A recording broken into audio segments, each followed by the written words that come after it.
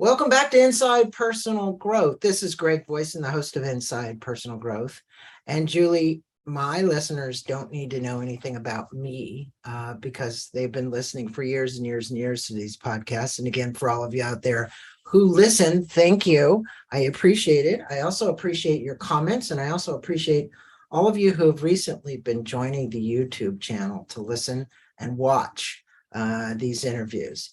And from Coronado, California, I have Dr. Julie Ducharme joining us, and we're going to be speaking about her book called Authentically You, Empower Your Way to Success.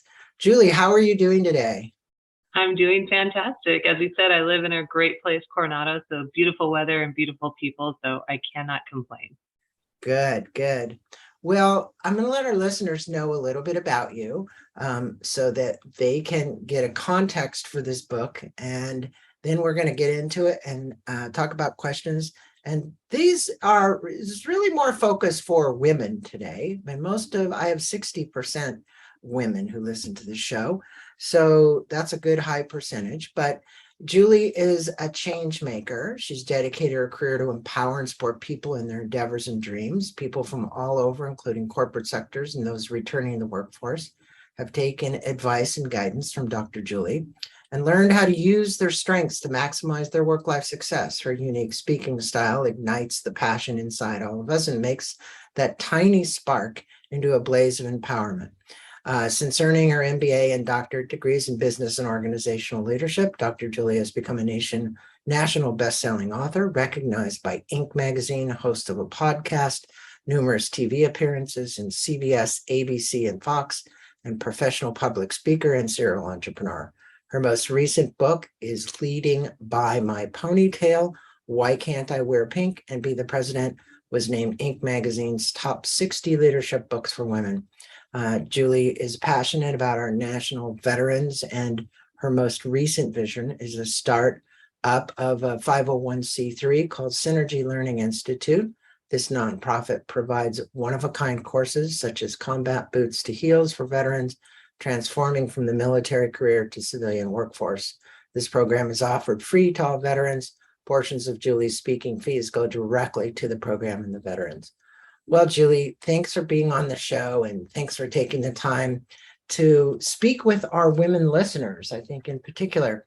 And, you open this book up and you tell a story about a professor when you were in college who literally told you weren't smart enough to be in college and you should drop out.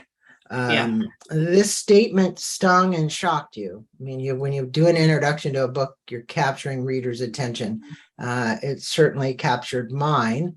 And how did that professor's statement forge who you are today and what you do want other women to know about becoming their authentic selves? It was actually really powerful. I was only 18. I was very impressionable. I had worked really hard to get this scholarship. I came from, my family told me if I wanted to go to college, I had to find the money for it. And so I was very proud for being this young woman from a little tiny farm town in the middle of nowhere to be able to do this. And so, getting that statement at that time, those professors to me were icons. They were these powerful people. And so I really am being very competitive. And the best thing is I talk to my mom, and I always say, thank goodness for moms. They have such great perspective. I'm crying on the phone to her and she's like, he's an idiot, go get a tutor, right? It was such a simple way for her to solve my problem. But I really heard those words over and over for many years. They stuck with me for a long time. And so being competitive, I kept saying, well, I'm going to show you I'm smart enough. I'm going to show you. And I always joke about why. That's why I have an 8 or 10 page resume, because I was so determined to prove to this person who didn't know me and didn't care about me and could have cared less about me that I was smart enough. So in essence, I could possibly thank this person for saying those things, because his harsh, mean words did motivate me to be better. But it also did affect my self-worth for a long time, until I had that kind of epiphany moment. And I talk about in the book that I ran into this person 10 years later, and he asked he remembered me and asked me how I was. And I had this kind of like movie moment, like all these things were going through my head of all these things I had accomplished. And I kind of had this like, oh my gosh, I have been smart enough all along. And so it really brought this moment of like self-worth and me being able to look at myself and say, I always was. I just had to figure out my path, how I got there. So it was very impactful. And I tell people words are powerful. Words can really affect people. You can destroy someone or uplift someone with just a few words. Most certainly. And I think the most important thing is raising one's self-esteem and self-confidence. And usually the degradation of that occurs over a long period of time from either someone not seeing themselves as being enough, and it really is about being enough, that I am okay just the way I am, right? That I can accomplish these things, but finding that spark inside, as your bio said, kind of the spark, the inspiration to go to that next step. And for my listeners, if you want to learn more about the book and Julie, I want to make sure you get to her website, and it's Dr. Julie Ducharme, and that's spelled Ducharme. So go to that website. We'll put a link there as well. Now, you have an acronym for the word empower, and that makes up the next chapters of your book, really. You go from one to the next in each of the acronym. What's the acronym stand for, and how can this help women to move toward their authentic self by utilizing the power of this acronym? You look at the word empower. So it's an easy word to remember. Mm-hmm. Now the acronym is the most important part, what all those letters stand for. Right. And I really took kind of how my path was, and that's how I developed this. Because when we look at anything we're going to do in our life, being someone who's taught in academia for a long time, I'm about teaching and training and mentoring, right? We can talk all day long about something, but if we don't have a process to implement, that's not going to happen. And so the acronym stands for, the E stands for examine, which is really important, where we need to examine where we are at in our life. We always need to examine. I always tell people you should be doing a check-in every 6 months, examining where you're at. The next one is making change. I work with a lot of people who want to make change, but are not willing to walk through the door and actually do that change. So you've got to make change and actually move on it. The other one starts for practice change. Being a former high-level athlete, nothing comes without practicing over and over. We have to build good habits in our life. Just like we talked about worth, which is the next one, how we feel about ourselves sometimes is going to be taking and practicing that. You always hear the thing, if you walk around with a smile on your face, forcing it, you'll eventually smile, but it's true. How we feel about ourselves comes hand in hand with that. The next is engaging, right? We have to engage in what we're doing. And, I could have listened to that professor and been like, you're right, I'm just going to drop out of school, but I didn't. I examined what was going on. I made change to my work. I practiced how to be better, and then I engaged in it. And the last one is reflection. A lot of times people avoid reflecting on things because they don't want to reflect on past events or things that were negative in their life. But that's how we learn, is by reflecting on where we were at, because we want to reflect and then move forward. And that was the process that I did when I was really becoming my authentic self. And that's why I felt it was so important to really take the readers through these steps and how to implement in their lives. Because I really want people to go, okay, this is something I can implement tomorrow, not, maybe in a couple of years. And so that's what that EMPOWER acronym stands for. And just out of curiosity, how did you come up with that EMPOWER acronym? Is it something that, I always see people come up with these acronyms, and it's like, well, sometimes they just pop in your head and then you find words, or sometimes you're looking for something that people could remember very easily. Yeah. Well, my husband is an elementary teacher. And when I was writing this and I was talking about all of this, he was the one who really said, I really think you need an acronym in there. So I've got to give him credit for that. So then I sat down with that empower word and started thinking about my process. I wouldn't say that it came overnight, because with writing, everything is a process, at least for me. So it took me a little bit, but as I started to build it, then it just kind of was like clicking, like, yes, yes. So, but definitely the acronym idea came from my husband, who, teaches and works with kids and uses acronyms for every education. There's an acronym for everything. Yeah, there is. Well, it's actually great because it's an easy one to remember. And for those of you out there, the book is not like super challenging to read. You can see it's pretty thin. So I'm going to encourage you to go up to Amazon and get that. We'll have a link for that as well. Now, one of the things I've found in the book is you have an exercise in your book, which gets the reader to explore barriers to their success. And I thought it was a good one. Now, this might have been from your husband as well. I don't know. But can you speak with our listeners about removing these barriers to success and how this exercise can help them? Because it's one simple sheet of paper, 8.5 by 11 sheet of paper, and it's how you go through it. So speak about it. And because sometimes it's when you're right in the middle of it, it's actually hard to see it, right? You can't see the forest for the trees, as they say, right? Because you're stuck. And a lot of people out there listening are probably stuck. They're maybe stuck in their careers. They're stuck in a lot of things. And being stuck is a hard place to be in. And it's always sometimes feels like quicksand. It feels like it's dragging you down. So talk about this one sheet exercise that could help people and lift them up and clean off their boots. Yeah.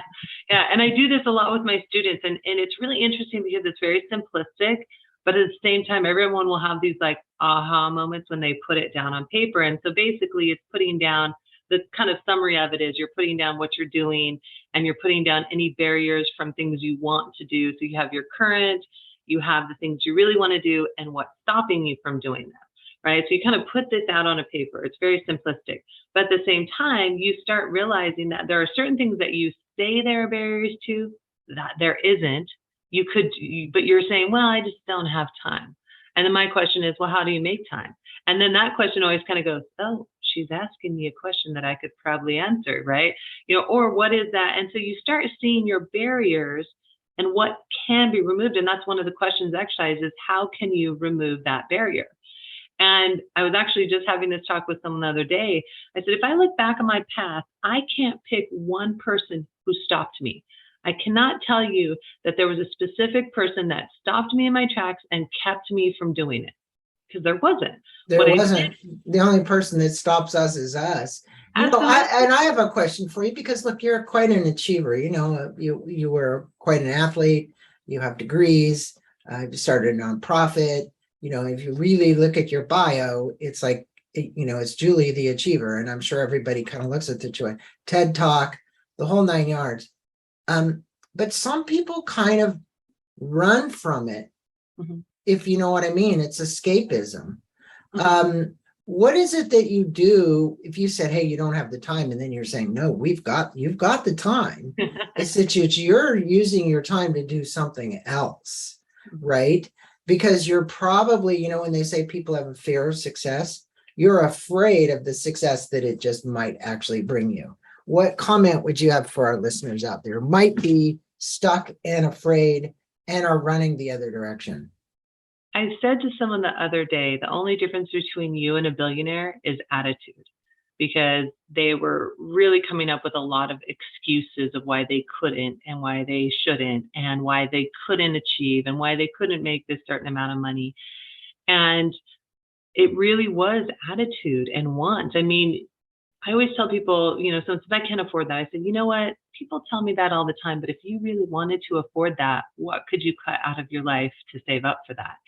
And it comes down to attitude and want. If we want something bad enough, we're going to go after it and we're going to get it.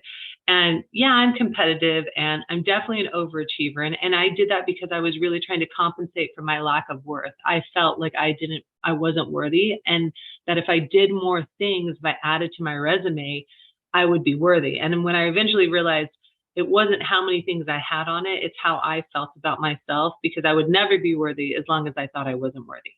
But people really have to make a decision. I've worked with many people who are amazing, brilliant people who exactly did that. They just walked away. They just were like, no, I'm not going to do it.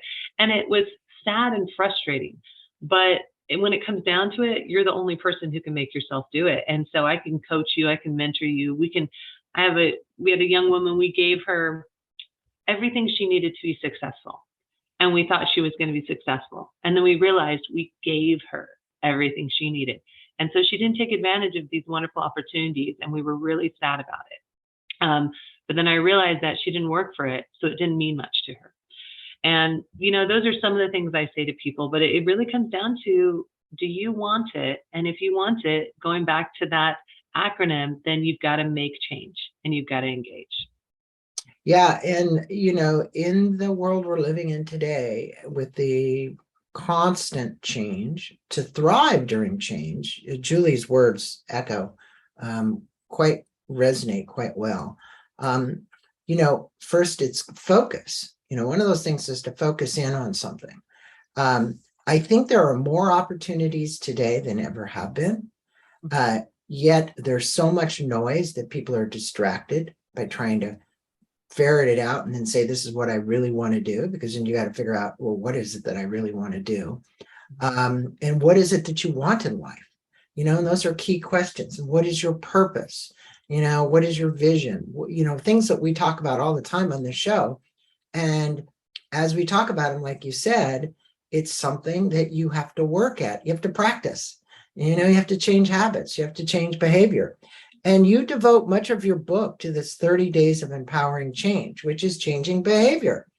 When you look at the statements on each one of the pages and the reflections for people to think about, we all know how hard it is to change and the resistance that we put up.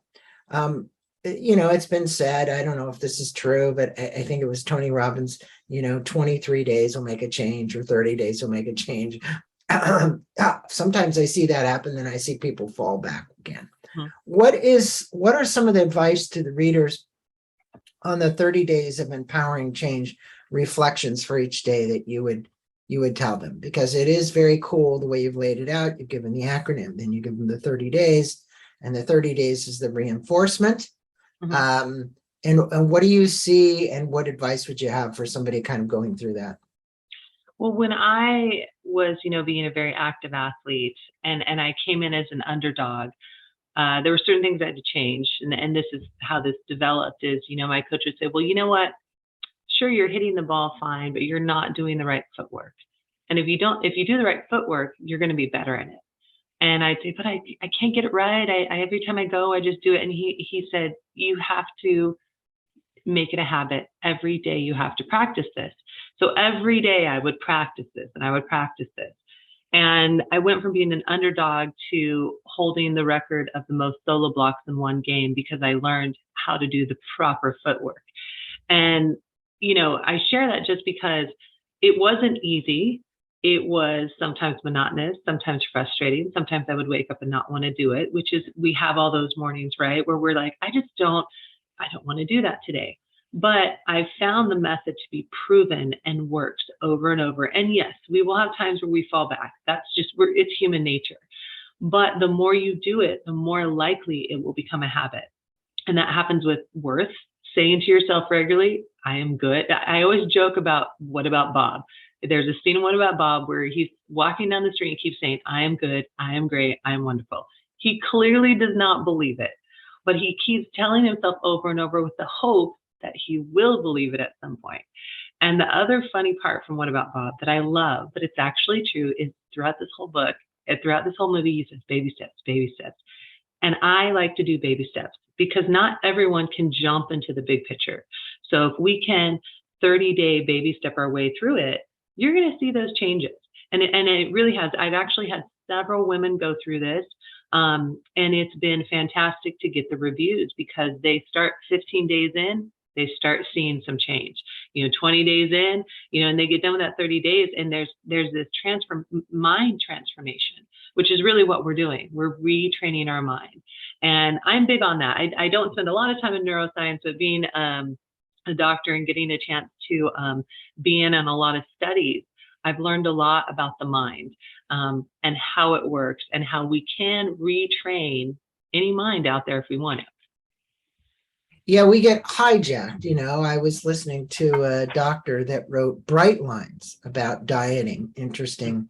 Peterson, I think was her last name. And it was fascinating how you get hijacked. We talk about one thing that'll hijack you, which is food, overeating, and that the dopamine receptors get overworked because you're feeding them sugar and flour, right? So it's interesting that when you wean yourself off of it, because the cravings are so much, right? It's like she says you're addicted to crack. It's the same thing. I mean, everybody's heard this, but the reality is when you see the brain and how it's firing, you really understand that it's like the stimulus and then it wants more, it wants more, and it wants more, right? So it makes it very challenging.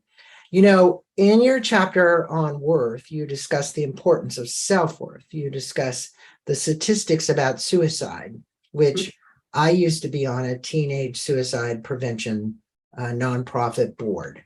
And actually with teenagers at the time, and I don't know if this is still true today, because I sat on that board for about 5 years, it was the highest incident of suicide was amongst teenagers. What advice do you have to help our listeners improve their personal self-worth? Because, whether you're talking to a 16-year-old today who might be listening to this show, or you're talking to a 60-year-old who might be listening to the show, and your correlation to suicide is very important. I mean, people can get to a point where they're so low in their self-worth that they either attempt or commit suicide, or they think about it. Obviously, I don't think there's probably a person that's listening to the show, although I could be wrong, who maybe hasn't thought about it, right? Because we do go through those periods. What advice do you have for people about keeping the self-worth up, our self-esteem, our relevancy, however you want to make a look at it, so that we don't go down that path? Right. Well, and I believe in the very beginning of the book, I talk about a beautiful young woman that was a friend of mine that killed herself. And it happened right around when I was starting to write the book. And it was, really powerful because she was this beautiful, amazing person that none of us had any idea was in that position in her life. And I mean, I just talk about a successful, gorgeous, the whole dream package. And when that happened, it was a real eye-opener to me that no one is safe from those thoughts, and that it doesn't matter what amount of success you have. If you don't have worth, if you don't feel like you're worthy in this world, everything else doesn't matter. And so having that worth and understanding it. Now, my faith plays a big role in how I feel about myself, because I feel that I was specially created by the good Lord, and that if he specially created me, that means that I have some worth in this world. But even to add to that is that, as you mentioned, there's a lot of noise in this world, and it tells a lot of bad, negative stories. And I have a 13-year-old daughter that I'm working very hard to make sure that she knows her worth, because the world sells a lot of lies, especially to women, of what worth is through beauty, through looks, through what you wear. And that is so fading, because as you get older, I'm 45 now, I don't have that 23-year-old body anymore. I don't have all those younger things. Where does my worth go, right? If I put my worth in my looks, what happens when my money disappears?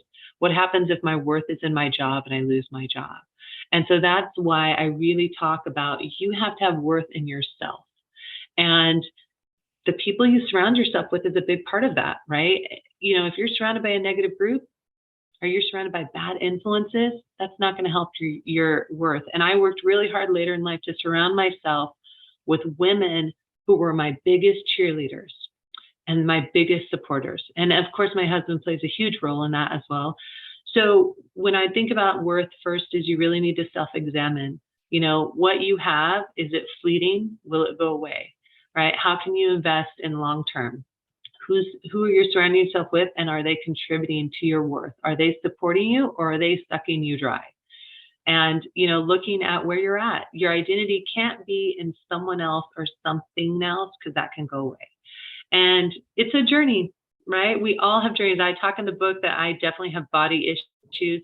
And even though I've worked on that for years and years, as you mentioned, when it comes swimsuit season time, I think 2, 3, 4 times before I put that swimsuit on, because that's something that I constantly have to work on. And so it's in my, experience, you're always going to be working on it. But if you're always working on it, it's a positive thing. And obviously, if you are someone who is thinking about suicide or anything like that, we definitely want to encourage you to call the hotlines and talk to someone, because your life is worthy and it is important, and we do want you here.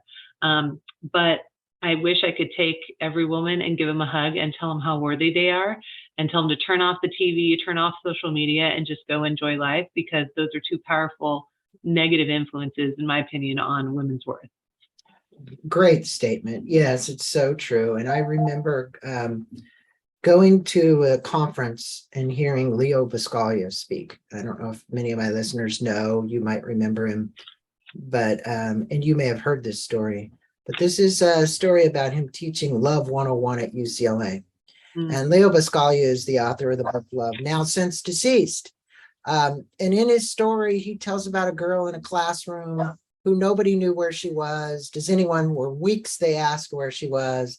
And then the news came back that she'd committed suicide, gone up to Malibu. But yet here's this classroom with 100 and something people. Nobody knew her name. Nobody knew her. Nobody knew anything. And yet at the same time, they never even knew she committed suicide. It was such a powerful impact. I didn't give it near the emphasis that I should have, just telling it just now, but it just shows you, even in this community of a classroom of hopefully kids getting together and be social and know one another. She's gone. Well, is she sick? She's not here. What happened? Nobody knows where she is. And they finally found out she committed suicide. And so, it's just showing you, like what you just said, your friend, have everything, right? Mm-hmm. But you never know what they're thinking. Your book's loaded with great stories, advice about becoming authentically you.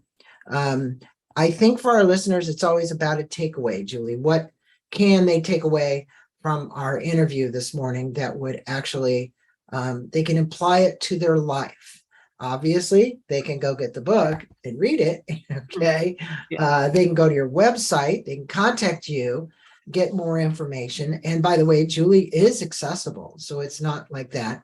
So I want you to tell 3 takeaways, and then I want you to tell a little bit about your nonprofit, Synergy Learning Center, so that people understand what it is that you're doing on top of your consulting and coaching and speaking and all the other things that you're doing. Yeah.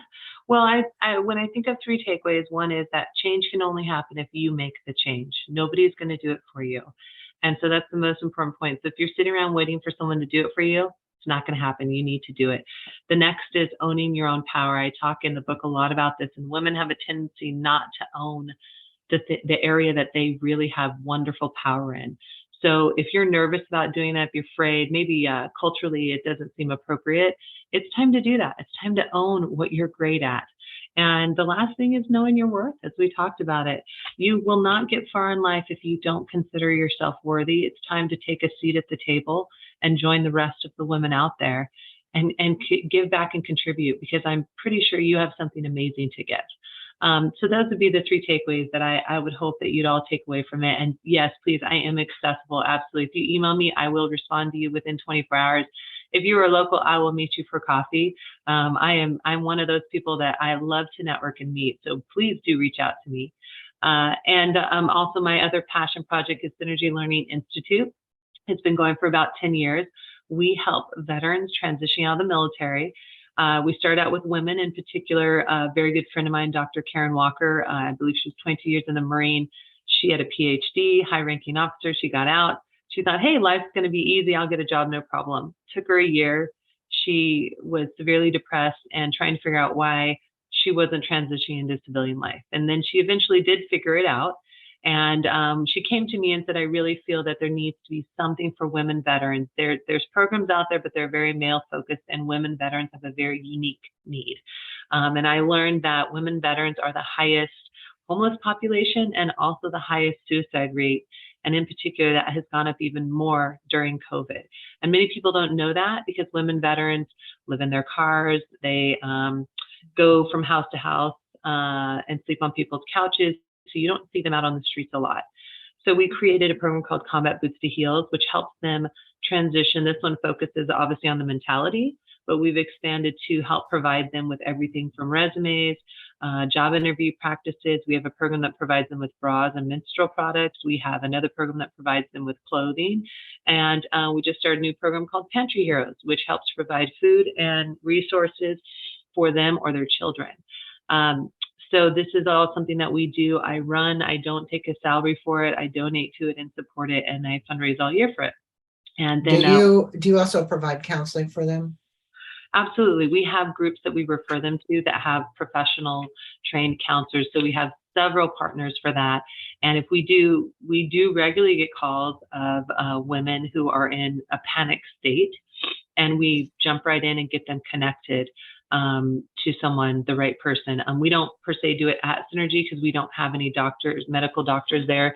But Dr. Karen Walker is an organizational psychologist. And so she's really great with referring, and a veteran. So she's great with referring them to the right group, and we get them connected. And how about housing? Do you also help with that too as well? So if you say they're surfing from one sofa to the next, it'd be nice for them to get their own permanent residence. Because I know dealing with the homeless, that's one of the ways out of being homeless is to find some place. Right. So we have definitely some groups do that as well. As a small nonprofit, we don't have a lot of money to support that, but we have some really great support groups that will get them money, funding right away. So just to mention a few, Veterans Village is fantastic. They will even get veteran families, and they have housing that they will put them in. They have programs, they have rehab programs, so they're great. Women Warriors is another great group that can get them money to get an apartment, to pay bills, to get food. So we really make sure to partner with those groups and get them to them right away. And if they're local and I have to go pick them up and drive them there, I will. We do help women nationally, but obviously I'm here in San Diego in a big military group family. So I work with as many women as we can and bring in as much support so we can be there for them. And we do just, we do help men as well, male veterans coming out. We do have plenty of programs for them, and we do support them as well. But our women's program is probably one of a handful across the nation that exist. I can only think of maybe 2 other ones that provide, and those focus more on being homeless and provide housing, and they're fantastic. So. Well, Julie, you're doing tremendous work, and all of it is around supporting and helping people and uplifting people. Your coaching, your speaking, your nonprofit, there is a common theme for you at that. And for all my listeners, go get the book, Authentically You. Go to Julie's website. It's Dr. Julie Ducharme, and that's Ducharme. There you can email her, you can contact her, you can watch videos that she's done, see the talks that she's done. But it's a pleasure having you on Inside Personal Growth, spending a few minutes with just talking about your life, your book, and how you're helping people overall. And namaste to you. Thank you so much for having me.